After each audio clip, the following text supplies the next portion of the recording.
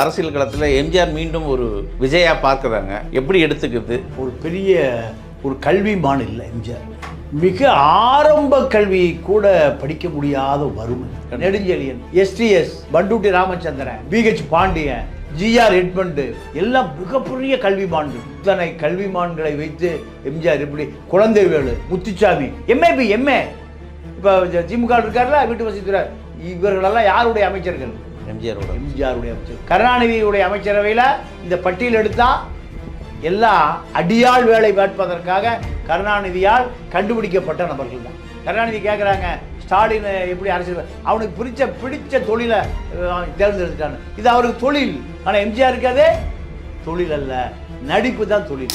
இலங்கை தமிழ் தான் சொல்லுவான், நல்ல நடிகர் என்று நம்பி வந்தோம், அவன் நல்ல தலைவனாக இருக்கிறான். யார்? எம்ஜிஆர். நல்ல தலைவர் என்று நம்பி வந்தோம் கருணாநிதியை, நல்ல நடிகனாக இருக்கிறான்னு சொல்லுவாங்க. அப்போ எம்ஜிஆரை பொறுத்த வரைக்கும் யதார்த்தம், ஏமாத்த தெரியாது. 62ல் திமுக என்ன பேரு? எம்ஜிஆர் கட்சி. விஜய் இருக்காருன்னா பெப்சி படத்துக்கு, பெப்சி கோலாவுக்கு விளம்பரத்துக்கு தூதரா நடிக்கிறார். ஆனா கத்தி படத்துல பெப்சியை எதிர்க்கக்கூடியவர் நடிக்கிறார். ரெண்டும் ஒரே ஆள் தான். இங்க 10 கோடி சம்பளம், இங்க 100 கோடி சம்பளம். Double action. அப்ப இதையும் பார்க்கறான், அதையும் பார்க்கறான். இவன் நடிக்கிறான்டா.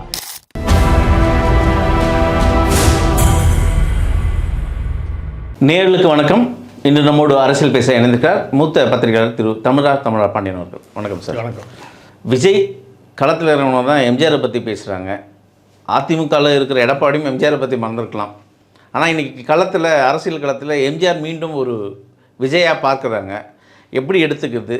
அவரோட அரசியல் பின்னணி என்ன, அதை பற்றி கொஞ்சம் சொல்லுங்கள் சார். இல்லை, எம்ஜிஆரை பொறுத்த வரைக்கும் ஒரு பெரிய ஒரு கல்விமான் இல்லை எம்ஜிஆர். மிக ஆரம்ப கல்வி கூட படிக்க முடியாத வறுமை. நீங்கள் அப்போது தமிழ்நாட்டினுடைய அத்தனை கல்விமான்களுக்கும் அவர் இணையானவர். இப்போ காமராஜ் படிக்கவே இல்லை, பெரியார் படிக்கவே இல்லை. காமராஜரை பற்றியும் பெரியாரை பற்றியும் 2 பேரை பற்றி படிக்காமல், தெரிந்து கொள்ளாமல் பல்கலைக்கழகங்களே கட்ட முடியாது. பல்கலைக்கழகம் கட்டுவதற்கு செங்கல் எடுத்து வைக்கும் போதே, சிமெண்டை பூசும் போதே பெரியாரை பற்றியும் காமராஜரை பற்றி ஆய்வு செய்வதற்கான அத்தனை இருக்கைகளும் அமைக்கப்படும். ஆனால் 2 பேரும் பள்ளிக்கூடமே போகலை. பெரியார் ஆராய்ச்சி செய்யாத விஷயங்களே இல்லை. பெரியாருடைய கண்ணில் இருக்கிற லென்ஸ் போயிடுச்சு. கண்ணில் லென்ஸ் போனவரை நம்ம என்ன பண்ணுவோம்? கண்ணாடி போடுவோம், அதில் லென்ஸ் இருக்கும். அந்த லென்ஸும் போயிடுச்சு. அதுக்கு பிறகு என்ன பண்ணார்? கை லென்ஸ் இருக்குல்ல, அதை வைத்து 3 லென்ஸ், கருவிழி லென்ஸு, கண்ணாடியில் இருக்கிற லென்ஸு, கை லென்ஸு. எதை ஆராய்ந்தார்? இந்த சமூகத்தை ஆராய்ந்தார். நீங்கள் கிரேக்கத்தில் சாக்ரடீஸை இல்லாமல் கிரேக்க நாகரிகமே இல்லை. இங்கே திராவிட இயக்கம் என்பது தமிழர் தமிழர் தான். தமிழ், தெலுங்கு, கன்னடம், மலையாளம், துளு இதை பிரிச்சிட முடியாதுங்க என்பதற்காக நீதி கட்சி திராவிட இயக்கத்தை ஆரம்பிக்க வேண்டிய தேவை இருந்தது. அப்போ பெரியார் தான் ஆராய்ச்சி செய்த ஒரு சமூக ஆராய்ச்சியாளர். இந்த பக்கம் காமராஜ். இந்த காமராஜ், பெரியார் 2 பேருக்கு பிறகு நீங்கள் படிப்பே இல்லாமல் கலைத்துறையில் வந்த எம்ஜிஆர் தான், அதாவது இதை அவருடைய அறிவுக்கு உட்பட்டு ஆராய்ச்சியாளர். லஞ்சம் வாங்கினார், ஊழல் பண்ணார், வீடு கட்டினார், நிலம் வாங்கினார், கொடநாடு வச்சார், ரெட் ஜெயிண்ட் வச்சார். இப்படி எதையுமே சொல்ல முடியல. இன்னைக்கு வரைக்கும் எம்ஜிஆர் மேலே எந்த ஊழல் புகாரும் சொல்ல முடியல. பெரியார் மீது எப்படி சொல்ல முடியலையோ, காமராஜர் மீது எப்படி சொல்ல முடியும், அதே போல் எம்ஜிஆர் மீதும் சொல்ல முடியல. எம்ஜிஆருடைய சொத்துக்கள், வீடுலாம் எப்படி இருக்குது? லைட்டு போட ஆள் இல்லை. மீதி இடம் பூரா காது கேளாதால் பள்ளி, கண்ணு தெரியாத, எங்கே பாரு ஜானகி அம்மாள், எம்ஜிஆர் எல்லா பக்கம் இருக்குது, எடுத்துகிட்டு போங்கடான்னு போயிட்டார். அப்போது எம்ஜிஆரை இந்த மக்கள் தத்தெடுத்து கொண்டார்கள், சேரி மக்கள். எம்ஜிஆருடைய முதல் அமைச்சரவை. எம்ஜிஆர் பெரிய கல்வியே தெரியாது. அதாவது டாக்டர்கள் மாநாட்டில் போய் பேசுகிறாரு, அப்பாவியே பேசுகிறார். நீங்கள் எல்லாம் டாக்டர் அம்பேத்கரை போல் மருத்துவம் பார்க்கணுங்கிறார். அம்பேத்கரை அதுவரை அவர் என்னவா நினச்சிட்டு இருக்காரு? ஒரு மருத்துவராக தான் நினச்சிட்டு இருக்காரு. அது அவருடைய தப்பு இல்லை, இந்த சமூகத்தினுடைய தப்பு. படிக்கல அவர், கல்வியில். இப்போ எடப்பாடின்னு கேட்குறாங்க, எங்கள் திராவிட இயக்கம்னா என்ன? ஏப்பா எனக்கு அதெல்லாம் தெரியாதுப்பா, பெரிய அறிஞர்கிட்ட போய் கேளு சொன்னாரா இல்லையா? கண்டிப்பாக. அப்போ அந்த யதார்த்தம் தான் எம்ஜிஆர் கிட்ட இருந்தது. இப்போ அதை எடப்பாடிட்டு பார்க்குறோம். நடிக்க தெரியாமல் இருக்கார். நடித்தால் எடப்பாடி அல்ல. அவர் பல புகார் இருக்குது அவர் மேலே. ஆனால் நீங்கள் நடிக்க ஆரம்பித்தாருன்னா மக்கள் கண்டுபிடிச்சிருவோம் யதார்த்தவாதியார். அதுதான். இப்போ எம்ஜிஆரை பொறுத்த வரைக்கும் எம்ஜிஆருடைய அமைச்சரவையில் கருணாநிதி வந்து அந்த கதை வசனகர்த்தா, படித்தவர், கல்வியாளர். அந்த காலத்தில் எஸ்எல்சி 3 எழுதுறாரு. அதுக்கு மேலே அவர் எழுத முடியல. இப்போ 3 ஃபெயிலாக போயிடுறாரு. அந்த காலத்தில் 3 மேலே எழுத முடியாது. இதுதான் கருணாநிதி. ஆனால் தொடக்க கல்வியை தாண்டாத எம்ஜிஆருடைய அமைச்சரவையில் அண்ணா அமைச்சரவையில் இருந்த நெடுஞ்செழியன். யார்? நெடுஞ்செழியன். எஸ்டிஎஸ் பண்டூட்டி ராமச்சந்திரன்,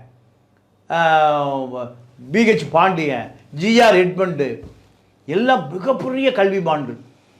இத்தனை கல்விமான்களை வைத்து எம்ஜிஆர் எப்படி, குழந்தைவேலு, முத்துச்சாமி, எம்ஏ இப்போ திமுக இருக்கார்ல வீட்டு வசதித்துறை, இவர்களெல்லாம் யாருடைய அமைச்சர்கள்?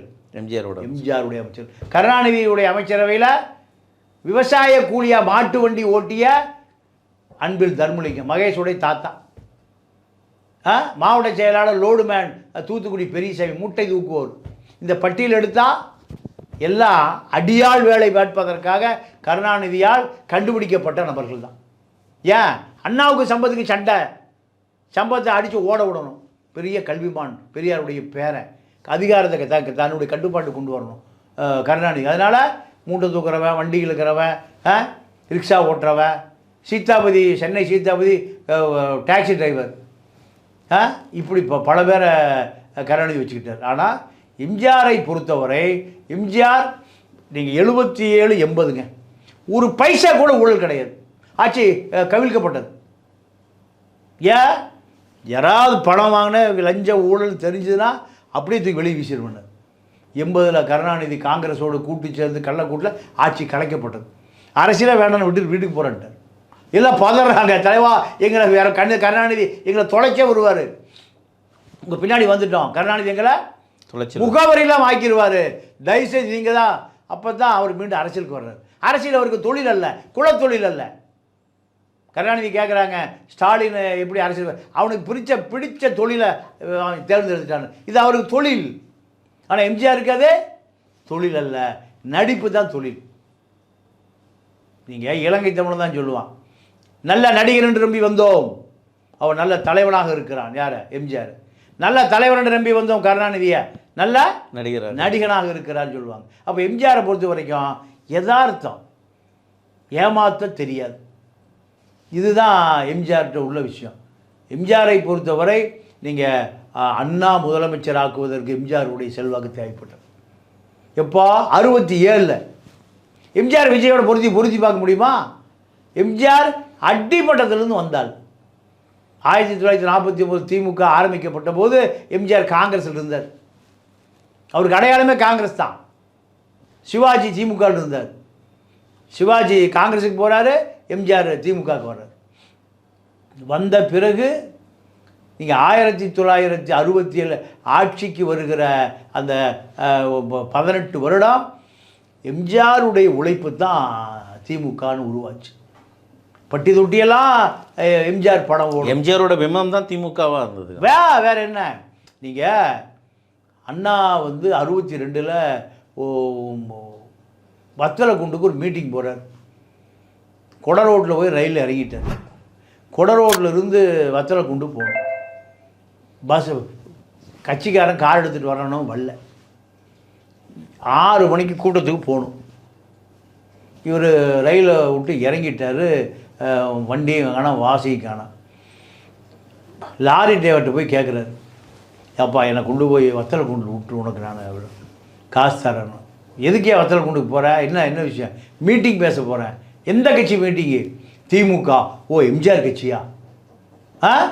62 திமுக என்ன பேர்? எம்ஜிஆர் கட்சி. ஆமாம், எம்ஜிஆர் கட்சி. நான் உன்னை கொண்டு விடுறேன். அண்ணாவை தெரியல, யாரை தெரியுது? எம்ஜிஆர் தெரியுது. உன்னை கொண்டு விடுறேன், நான் சென்னை வரும்போது எம்ஜிஆரோட ஒரு படம் எடுத்துக்கணும், ஃபோட்டோ எடுக்கணும், அதுக்கு எழுதி கொடு. யார் கேட்குறா? லாரி டிரைவர் எங்கள் கொட ரோட்லேருந்து பச்சல் கொண்டு போகிறக்கு எழுதி கொடுக்குறாரு. அப்போ தான் பார்க்குறாரு, ஓ எம்ஜிஆர் தான் நம்ம ஆட்சி அதிகாரத்துக்கு வருவதற்கான அடித்தளமே எம்ஜிஆர் தான், அடிமடியே எம்ஜிஆர் தான். அதுக்கு பிறகு அண்ணா தன்னுடைய அரசியலை தூக்கி ஓரமாக போட்டுட்டு, தம்பி உன்னுடைய தங்க முகத்தை காமி. நான் எம்ஜிஆர் இப்படியெல்லாம் பார்த்துருக்கேன், பக்கத்தில் பார்த்துருக்கேன். நான் 80களில் திருப்பூர் மணிமாறன் இருக்கிற பொழுது இந்த தொலைவெளியெல்லாம் பார்த்துருக்கேன். அப்போது உடம்பு பூரா அப்படியே மஞ்சள் கலரில் இருக்கும். இந்த புரடியெல்லாம் பார்த்தா இந்த தொப்பி போட்டிருப்பார், இதை குனிஞ்சார பேசிகிட்டு இருக்கும்போது இந்த இடம் தெரியும், அப்படியே மின்னும். தங்கத்தாரையும் ஜெயலலிதாவை சொல்லுவான், எம்ஜிஆர் தான். அப்போது எம்ஜிஆரை பொறுத்தவரை இந்த அடித்தட்டு மக்களிடம் அரசியல் அதிகாரத்தை கொண்டு போய் சேர்த்தவர். காங்கிரஸ்காரர்கிட்ட அதிகாரம் இருந்தது, பண்ணையார் அரசியல். பண்ணையார் அரசியலை உடை தெரிவதற்கு அண்ணாதுரை வந்து திமுக காரன் பூரா அந்த பண்ணையார் பூரா திமுக சேர்ந்துட்டான். காங்கிரஸில் இருந்தால் இரண்டாம் கட்ட பண்ணையார் பூரா எங்கே சேர்ந்துட்டான்? திமுகவில் சேர்ந்துட்டான். ஆதிக்க சாதி, நில உடைமையாளன் எல்லாம் திமுக கொண்டான். அப்போ மீண்டும் இது அடித்தட்டு மக்கள்கிட்ட அதிகாரமே போகலை. அப்போ அவன் கண்டுபிடிச்ச ஆள் தான் யார்? எம்ஜிஆர். இன்னைக்கு வரைக்கும் அந்த கட்சி நிற்பதற்கு காரணம் அடித்தட்டு மக்கள்கிட்ட அரசியலை கொண்டு போய் சேர்த்தவர் எம்ஜிஆர். அதனால தான் இவன் அரசியல் எங்கே நிற்குது. இங்கே இதுதான் ஒரு அடித்தட்டு மக்கள் ஒரு ஒரு கேள்வி சார். எம்ஜிஆர் வந்து வந்த சமூகம் வேறு, அவர் சமூகம் சாராதவராக இருந்தாரா, இல்லை நடிகர் அந்த நடிப்பு தான் அவரை தூக்கி மக்கள் திலம்ன்ற ஒரு வார்த்தையை வாங்க வச்சுதா? இல்லைங்க, அதாவது அவர் படத்தில் குடிக்க மாட்டார், சீனே இருக்காது, பீடி குடிக்க மாட்டார், எந்த விதமான அராஜகமும் இருக்காது. பெண்ணடிமையை எதிர்த்தார், பெரியாருடைய பெண்ணடிமை, சமூக நீதி, உழைக்கிற மக்கள், இப்படி ரிக்ஷாக்காரன், மீனவ நண்பன், இதுதான் அவருடைய கேரக்டர். அப்போது மதுரை வீரன், பார்க்குற அடித்தட்டு மக்கள் தன்னுடைய குடும்பத்தில் ஒரு ஆளாக நேசிக்க ஆரம்பித்தான். நீங்கள் நான் இப்போ ஒரு இடத்துல ஷூ தைப்பேன், எங்கே அந்த சாலி கிராமம் அருணாசல் ரோட்டில் எம்ஜிஆர் படத்தை வச்சுருக்கிறான், செருப்பு தைக்கிற தொழிலாளி. அவனுக்கு என்ன, எப்படி எம்ஜிஆர் அவனை இம்ப்ரெஸ் பண்ணார்? ஈரோட்டில் அதே போல் கூலி வேலை செய்கிற சுமை தூக்கும் சங்கம் எம்ஜிஆர் படத்தை வச்சுருக்கான். எம்ஜிஆர் எப்படி அவனை கவர்ந்தார்? எம்ஜிஆர் அவன் பார்த்தாரான்? இல்லை எம்ஜிஆரோட பழகுனான? இல்லை. அப்போ அந்த படம் பல கோடி இளைஞர்களை ஒரு காந்த சக்தியால் ஈர்த்துருச்சு. இதை அவனுக்கு அவன் என்ன நினைக்கிறான்னா, நமக்கு யாராவது ஒருத்தர் காப்பாற்ற மாட்டானா, நமக்கு யாராவது ஒருத்தர் ஆதரவாக குரல் கொடுக்க மாட்டானா, குரல் அற்றவர்களின் குரல் சொல்ல முடியல, யாராவது நமக்கு ஒரு ஆதரவு சக்தி வராதான்னா, வந்த சக்தி தான் எம்ஜிஆர் படம். எம்ஜிஆர் படத்தில் போனால் நீங்கள் வில்லனை பூரா அடிப்பார், பெண்களை இப்போ தொந்தரவு பண்ணுறவனா அடிப்பார், ஒரு சமூகத்தை ஒரு மாற்றத்தை. இது திரைப்படத்தில் நடந்தது. பீடி குடிக்காத, தண்ணி அடிக்காத, பெண்களை வம்பு பண்ணாத, இந்த மாதிரி விஷயங்களை பூராத்தையுமே சினிமாவில் கொண்டு வந்த பிறகு அவன் என்ன நினச்சான்? தன்னுடைய சமூகத்தை, தன்னுடைய கட்டமைப்பை இந்த ஆள் காப்பாற்றுவாயா? சினிமாவில் இப்போ நீங்கள் இப்போ விஜய் இருக்காருன்னா பெப்சி படத்துக்கு, பெப்சி கோலாவுக்கு விளம்பரத்துக்கு தூதராக நடிக்கிறார். ஆனால் கத்தி படத்தில் பெப்சியை எதிர்க்கக்கூடியவர் நடிக்கிறார். ரெண்டும் ஒரே ஆள் தான். இங்கே 10 கோடி சம்பளம், இங்கே 100 கோடி சம்பளம், டபுள் ஆக்ஷன். அப்போ இதையும் பார்க்குறான், அதையும் பார்க்குறான், இவன் நடிக்கிறான்டா. கோவை தம்பின்னு ஒருத்தர் இருந்தார், இப்போ அவர் பச்சைமுத்து கட்சியில் இருக்கார், கோயம்புத்தூரில் எம்எல்ஏ. அவர் ஒரு தியேட்டரை, 3 தியேட்டர் இருந்தது, பேர் எனக்கு மறந்து போச்சு, கங்கா காவேரி ஏதோ ஒரு 3 தியேட்டரு. அதை வாங்குறதுக்கு அந்த காலத்துலேயே 1 கோடி ரூபாயை அந்த தியேட்டர் முதலாளி கொடுத்துட்டு அதிகாரத்தை காமிச்சு மிரட்டி எழுதி வாங்குறாரு. கார்பரேஷன் விட்டு டார்ச்சர் பண்ணுறாரு. இந்த தகவல் அவன் அந்த தியேட்டர் போனால் எம்ஜிஆர் வந்து அழுகிறான். எம்ஜிஆர் இந்த கோவை தம்பிக்கு வந்து 1 கோடி கொடு, நான் உனக்கு தியேட்டர் வாங்கி தரேன். 1 கோடி வாங்கிட்டு சத்துணவில் சேர்த்துட்டு விரட்டி விட்டார். கோவை தம்பிக்கு நேர்ந்தது. இப்படி பல பேரை அநியாயம் எங்கு நடந்தாலும் சரி, தன்னுடைய ஆள் பண்ணுறான்னா ஈவு இறக்கமில்லாமையே தீர்ப்பு.